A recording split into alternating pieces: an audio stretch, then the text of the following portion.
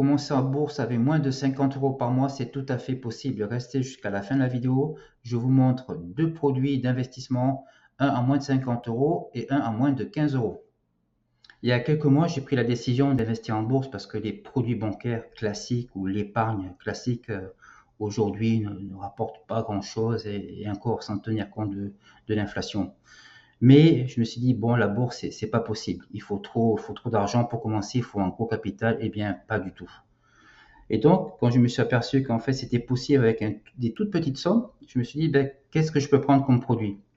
Donc, je veux des produits avec du rendement. Donc, j'avais deux choix. J'avais soit les actions, c'est-à-dire vous détenez une part de propriété de l'entreprise, ou l'ETF, qui est un fonds qui représente un panier d'actions, donc un ensemble.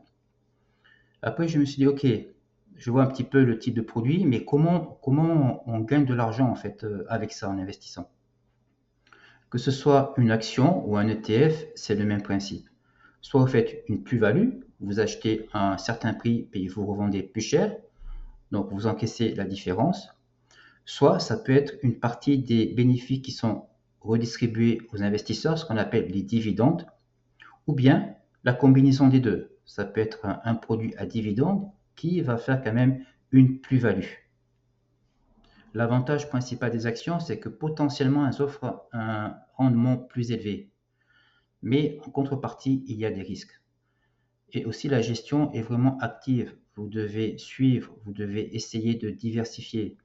Oui, l'ETF, vous achetez un panier, c'est directement diversifié. Vous n'avez pas à vous casser la tête, vous n'avez pas à faire des analyses de compte de résultats, etc. C'est plus accessible pour les débutants, mais vous avez moins de contrôle de ce qu'il y a dedans. Pour moi, en démarrant sans connaissance, avec 50 euros par mois, il ne faut pas aller sur les actions. C'est trop risqué. Moi, ce que j'ai fait, je suis allé d'abord sur un ETF. C'est plus accessible quand vous n'avez pas de connaissances. Il faut quand même avoir une conviction sur un secteur, une géographie, une économie. Et vous ne vous cassez pas la tête. C'est directement diversifié. C'est beaucoup plus facile. Après, pour le type d'ETF, je suis allé vers un capitalisant. Qu'est-ce que ça veut dire? Ça veut dire que les dividendes sont réinvestis automatiquement. Ça fait un effet boule de neige. Vous savez, ça grossit, grossit, grossit. N'oubliez pas, le temps, c'est votre allié. Pour 10, 20, 30 ans, ça peut faire vraiment des sommes très, très intéressantes. Et l'inconvénient des dividendes, c'est que c'est quand même assez taxé, quoi.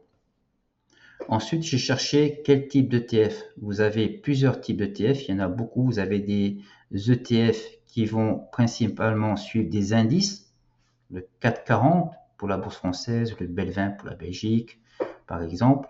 Vous allez avoir des ETF qui vont suivre une économie locale géographique, ETF Inde, ETF Chine, et vous allez en avoir qui vont suivre des secteurs, euh, l'aérospatiale, défense, hydrogène.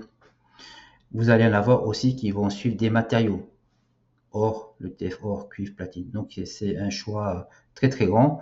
Moi j'ai préféré suivre une économie ou une zone géographique, c'est beaucoup plus facile. Il ne faut pas des connaissances particulières sur l'aérospatiale. Donc je voulais le plus large possible, le plus simple possible. En plus large, ce que j'ai trouvé en plus large géographique, vous avez le MSCI ACWI IMI, ça regroupe plus de 9000 actions. Voilà, c'est pratiquement tous les marchés de la planète, on va dire. Et je regardais quel rendement produisait cette ETF historique. Voilà, j'ai arrondi les chiffres, c'est pour vous donner une valeur pour comparer les uns aux autres. Du 8%. Ensuite, j'ai vu qu'il y en avait un qui était un petit peu moins large. Donc, vous voyez sur le petit dessin, qui va exclure les moyennes capitalisations, les petites capitalisations.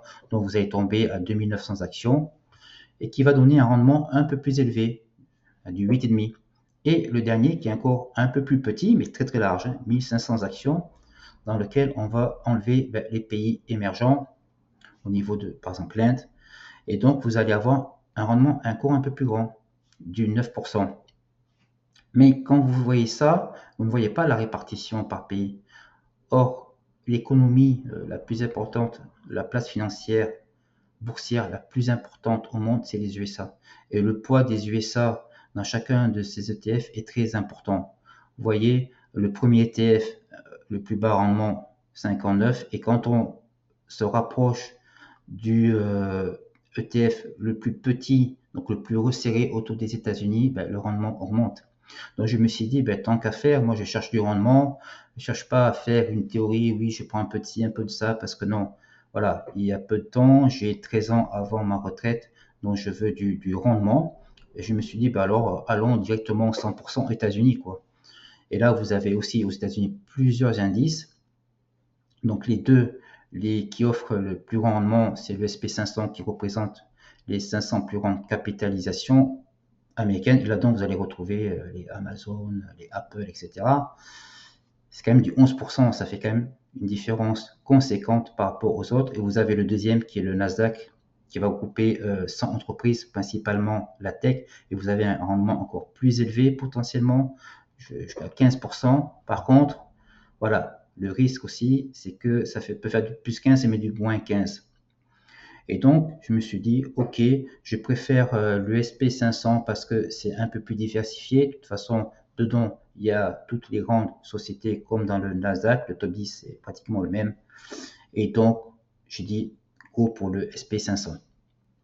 Donc, concrètement, avec le SP500, j'avais une répartition dans pas mal de secteurs. Évidemment, vu le top 10 des sociétés qui sont principalement dans la tech et leur poids à 40%, mais forcément la répartition du secteur est quand même très forte sur la tech. Mais voilà, c'est ce que vous avez quand vous prenez un ETF SP500. Je vous donne deux exemples de ETF SP500 à moins de 50 euros. Vous avez l'Amundi, bon, ça c'est plus spécifique pour les Français qui ont un PEA. Donc vous avez le numéro Easing, je trouve très intéressant. Pourquoi? Parce qu'il n'a pas beaucoup de frais. Vraiment, les frais sont très très bas. C'est du 0,12 annuel en frais de gestion.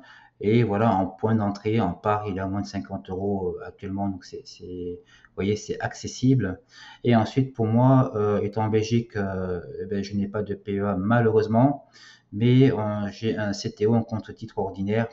Et moi, ce que j'ai acheté, c'est celui-ci, le SP500 de SPDR. Il est à moins de 15 euros la part. Donc, c'est vraiment très accessible en point d'entrée. Mais surtout, pourquoi j'ai acheté celui-là? Parce que les frais, c'est vraiment très, très, très bas, quoi. 0,03% l'année, je pense, c'est le moins cher du marché. Donc, vous voyez déjà, avec 50 euros, vous pouvez commencer tout doucement à investir sur un produit assez diversifié.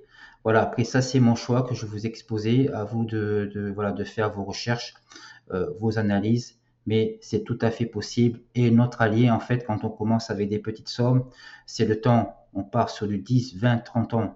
Et au fur et à mesure, votre connaissance va augmenter et peut-être vous allez aller vers d'autres types de produits où votre capital pourra augmenter au fur et à mesure. Merci d'avoir regardé la vidéo. J'espère que ça vous a plu. N'hésitez pas à laisser un commentaire, vous abonner, un petit pouce. Je vous souhaite une bonne journée. À la prochaine.